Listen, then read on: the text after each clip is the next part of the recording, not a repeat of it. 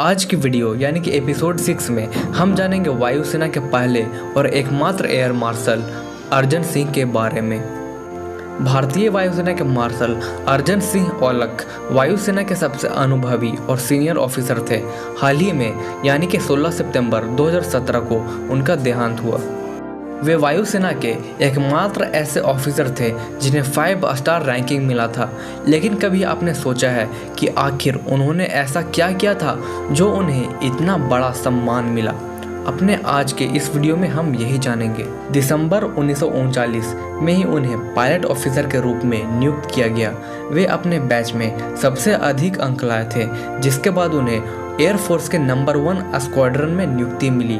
एक बार जंग के दौरान उनका जहाज को किसी ने निशाना बनाया, जिसमें उनका प्लेन क्रैश हो गया, लेकिन उन्हें एक खरोच भी नहीं आई और अगले दिन अर्जन सिंह ने फिर उसी जगह पर अपने मिशन के लिए उड़ान भरी।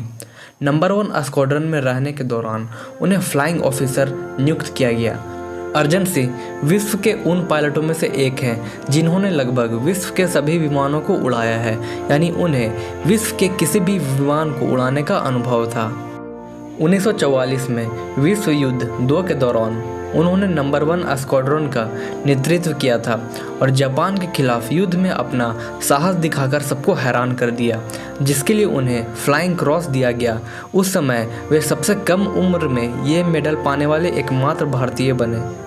इसके बाद वे ब्रिटेन में कई स्कूलों में पढ़ाई करने चले गए। 1958 में उन्हें एयर वाइस मार्शल बनाया गया। मई 1964 में भारत सरकार के द्वारा उन्हें chief of the air staff बनाया गया। उस वक्त उनकी उम्र 44 साल थी। भारत पाकिस्तान के बीच 1965 की जंग में भी अर्जन सिंह ने गजब का साहस दिखाया था।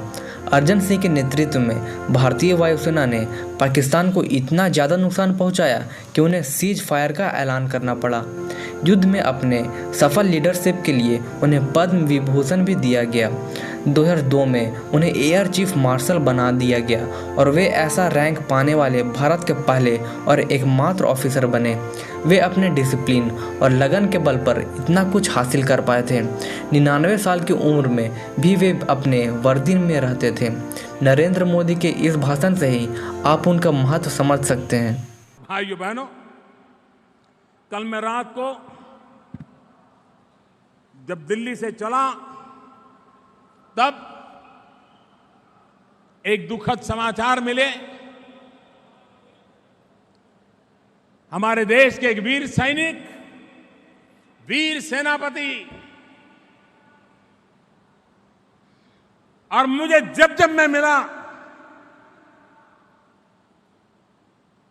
हमारे देश के मार्शल श्रीमान अर्जन सिंह, 1965 की लड़ाई जिसके नाम से जुड़ गई है, ऐसे एक वीर योद्धा 98 की उम्र, और अभी कुछ दिन पहले कार्यक्रम में हम मिले, पूरा यूनिफॉर्म पहन करके आते थे, व्हील चेयर पे आना पड़ता था और वो देखते ही खड़े होकर के सैल्यूट करते थे। मैं उनको प्रार्थना करता था, मार्शल आपने खड़ा नहीं होना चाहिए,